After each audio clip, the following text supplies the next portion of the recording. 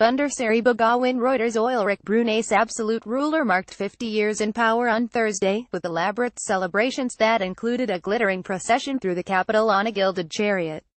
Sultan Hassan al-Bolkiah, 71, is now the world's second longest reigning monarch, after ascending the throne in the tiny northeast Borneo nation in 1967.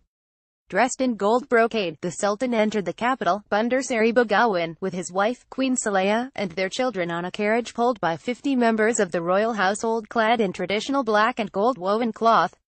A military band led the 5-3-mile procession, which was greeted by more than 80,000 well-wishers, some of whom had arrived as early as 5 a.m. to secure a good spot.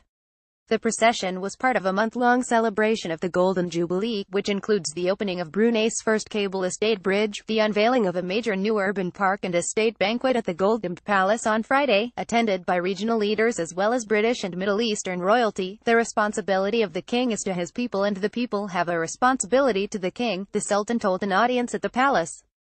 Together, the king and the people hold the trust of the nation. Brunei, a former British protectorate of about 400,000 people, relies heavily on oil and gas exports for its wealth. The country does not hold elections, but any discontent is assuaged with generous government policies, including zero taxes, subsidized housing and free healthcare and education. Brunei's Sultan Hassan al-Bolkiah waves to people as he passes in a procession to mark his golden jubilee of his accession to the throne in Bandar Seri Begawan October 5, 2017. Reuters despite tight social controls, the Sultan is hugely popular. His rule has seen Brunei gain full independence from Britain and living standards soar to among the highest in Asia. When we go to Friday prayers at the mosque, he is there. We can go up to him and shake his hand or pass him letters if we have complaints, said Izzat Bikar, 32, a businessman working in the capital.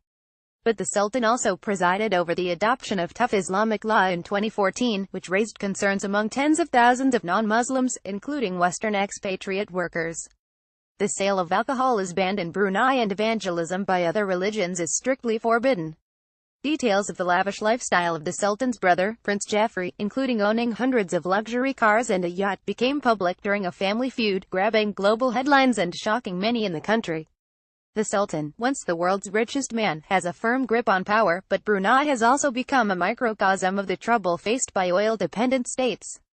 As global energy prices tumbled over the past 3 years, government revenue nosedived by 70%. Brunei is the only association of Southeast Asian nations ASEAN country to have seen a recession for 3 straight years.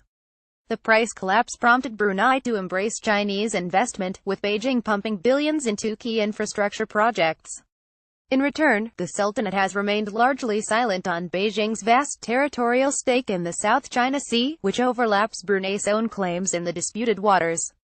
Reporting by Ain Bandil, editing by Praveen Menon and Nick McPhee. Standards: The Thomson Reuters Trust Principles.